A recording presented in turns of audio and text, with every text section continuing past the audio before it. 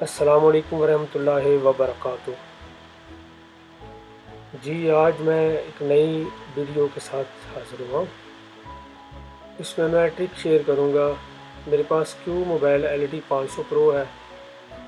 इसको ROM flash करने की वजह से इसका IMEI करप्ट हो गया है। इसको रिपेयर करने का तरीका सीखेंगे। अगर आपने हमारे चैनल को सब्सक्राइब नहीं किया तो सब्सक्राइब कर ले, साथ में बेल आइकन को भी क्लिक कर दीजिएगा ताकि हर नई आने वाली वीडियो का नोटिफिकेशन आपको मिलता रहे।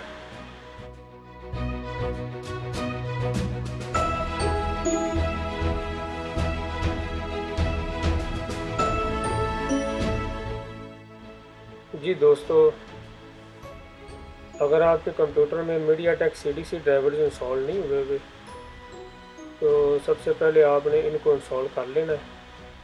इनका लिंक मैंने डिस्क्रिप्शन में दे दिया हुआ है, वहाँ से आप डाउनलोड करके इसको इंस्टॉल कर सकते हैं।